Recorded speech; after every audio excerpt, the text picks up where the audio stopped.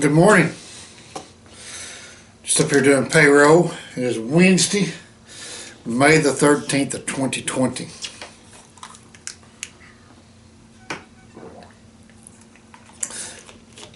So kind of give you an idea when this video was filmed. During the midst of this COVID-19 crisis. So everybody keeps asking me, brokers are the blame for the low rates. I think it's a combination of brokers and shippers, probably. And why I say brokers is because you get these emergency relief loads like supplies, be it masks or hospital beds or whatever. We got to have this load from LA to New Jersey. Got to have it there tomorrow. It's emergency relief or hours of service exempt.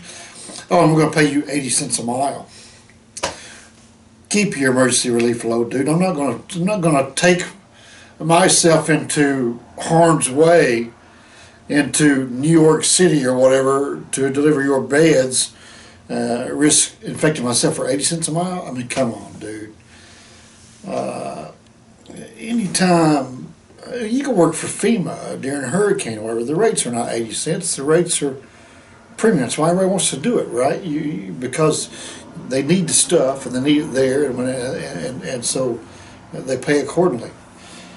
So I do believe that the brokers have lowered the rates to some extent, as well as the shippers also. And the reason I believe that is because I'm still finding loads that you got relationships built up with certain brokers. The rates are still there, right? $1.60, $1.70 a mile, which is not fantastic, but it's better than 80 cents to dollar, which is what's on the majority of this board right here in front of me. Is absolutely ridiculous, but they're still afraid out there if you know where to go. If we got any teams out there that watches my channel, contact me. If you don't know how to contact me, leave me a comment and I'll shoot you my email address, whatever, but you should be able to contact me through YouTube or go to my GoalyTrucking.com website, fill out the thing, and anyway, get hold of me because mail is blowing up, right? A lot of mail routes because everybody's ordering stuff from home. So I'm getting emails, tons and tons of email. I'm getting 20 emails a day from this company that has mail loads. They're power only team loads, and they're from all over the country. They're round trips, like from Lathrop, California to Maryland, or Salt Lake City, Utah to Atlanta, Georgia, round trip, and they're all paying $1.70 a mile, hub miles, all miles. Got to average 57 miles a day or 57 miles an hour, and anyway, so it's mail loads, power only mail loads. So if I'd be dropping my trailer at home or somewhere, and I'd be chasing that guy's freight. So if we got any teams out there looking for work, I've got a good lead on some good team mail routes. So get in contact with me, and I'll be glad to pass that information along to you. I'm halfway tempted to go buy a gold plastic Peterbilt from Peterbilt Steve and hire me a team and put in it. Halfway tempted to do that, seriously. But I just don't know if I want to jump down that rabbit hole. But anyway, so I think what's really good that might come out of this whole situation is maybe a little bit more regulation on brokers. What you may not know is that brokers are already regulated, and they're supposed to be transparent and show you what they got, what the shipper paid, right? And so you kind of see what the percentage of it they kept and what they passed on to you. That transparency is not there, and they get real upset if you was to ask them to see that, because it's a regulation. They're supposed to reveal that shipper rate to you when asked to do so. A lot of times if you ask them, hey, I want to see what the shipper rate is, they won't give you the load, and they'll cease doing business with you. So that's how they get around that. I don't know if there's any repercussions for that, but just keep that in mind. All this stuff going through the news. Oh, well, you can ask the broker. Yeah, you can ask them. Don't mean they're going to show you. I don't mean they'll probably just drop you from there. So be careful going down that rabbit hole. But I'm hoping that this does create some more transparency. Like government loads, you do a government load, the rates on the bill of lading are on the rate confirmation. So that would be nice to see, wouldn't it? If you know you're working for Coyote and they're keeping 40% versus JB Hunt keeping 25% versus Convoy keeping 18%, right? So you know what brokers you want to cut out. Well, hey, if they're going to keep 40%, I'm not going to haul their loads, man. They're making too much money, right? They're keeping too much of a cut. So maybe with some more regulation will come out of this. Not regulation, but more transparency will come out. But I think what really needs to be regulated is the insurance companies. That is the biggest scam and racket in the bloody trucking industry. It's just absolutely ridiculous, the insurance rates they're trying to charge us for insurance, and now everything they want to pay us 80 cents a mile to run the freight, and our insurance rates are going through the bloody roof. It's just, insurance is where they need to, somebody needs to step in and say, well, there's no reason you're paying 14 to 8. I've heard some guys paying $21,000 a year for insurance. That is ridiculous. My first year insurance was $15,000, right? Second year went down, third year goes up. December, who knows what the crap's going to happen, but insurance needs to be regulated. There's no reason for it to be that crazy. I got a friend who's been in business for 5 or 6 years, nowhere near the experience I got. His insurance is a quarter of what I'm paying. It's ridiculous,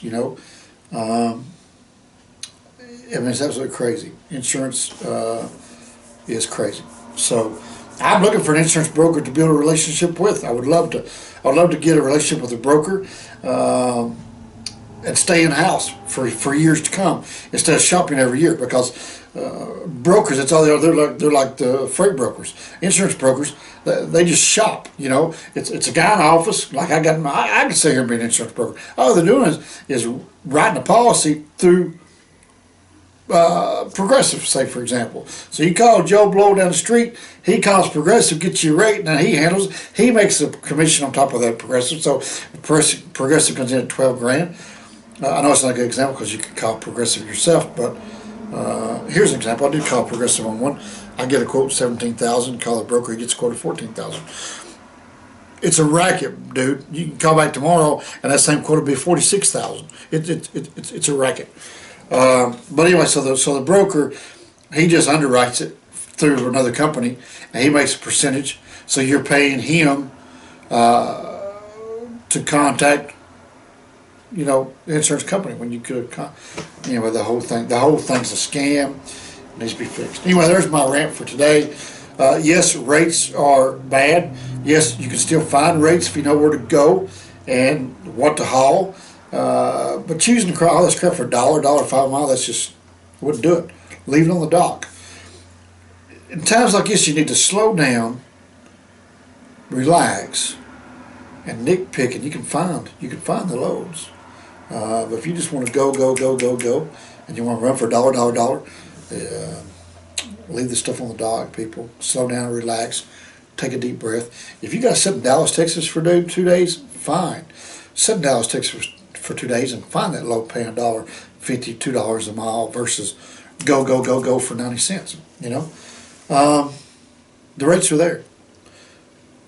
Work your relationships with the brokers that you're currently running for.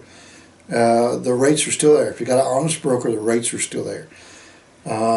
Chase some of these mail routes. Get in contact with me. I'll hook you up. Speaking of mail routes, I've seen a field full of Amazon. Here, I'll just post a picture. Well, maybe I'll just pull the picture up on my phone, show it on the camera. I've seen a field full of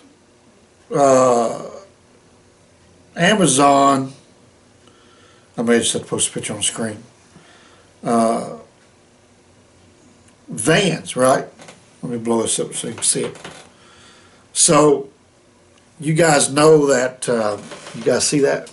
Look at that. Look at that. Hundreds of them.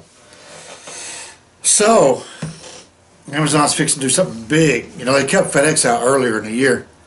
Or was it the end of last year? And, years so back they bought their own trailers.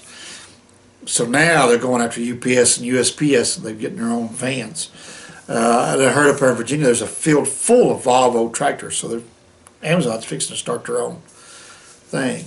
And I heard a rumor that you can buy into the routes, so that'd be interesting to get on the ground floor of that, because FedEx, those are contractors, right? Those have been bought out, 40 years ago. All way to get those contracts now is to buy them from somebody else. FedEx doesn't award new contracts. Like all these FedEx trucks, they work for somebody like a guy like me, right, that owns the contracts. It'd be interesting getting the ground floor of that Amazon deal. But I mean, I don't know. Then again, I got guys that hauling Amazon freight. Not my guys. I know guys hauling it. It's cheap freight. It's $1.12 a mile. Back when markets were $2 to $3 a mile, they're making $1.12 one way. And I had a couple guys stop by the house wanting me to help them get back calls. I'm like, dude, I don't know what to tell you, man. You shouldn't be hauling that cheap freight to begin with. But anyway, there's that. So hopefully it brings out some more transparency with brokers and shipper rates. And what needs to be regulated, in my opinion, is insurance companies.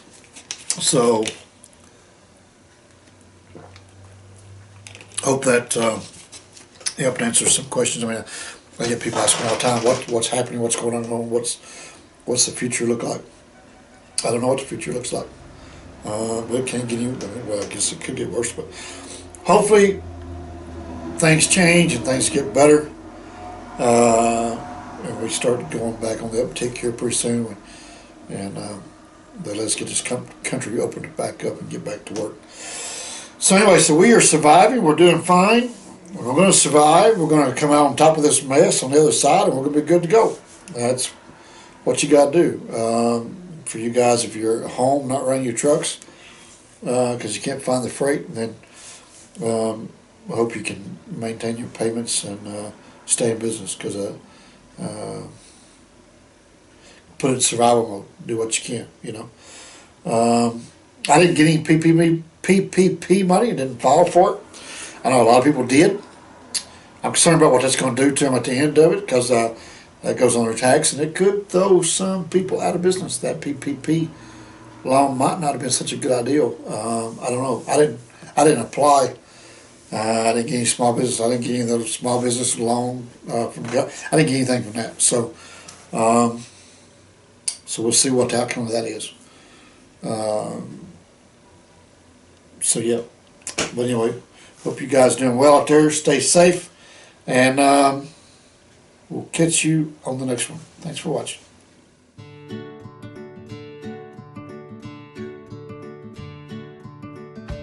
Hey guys, what's going on? When I'm not trucking around or YouTubing, I'm hanging out watching Life is Good on the beaches of the world.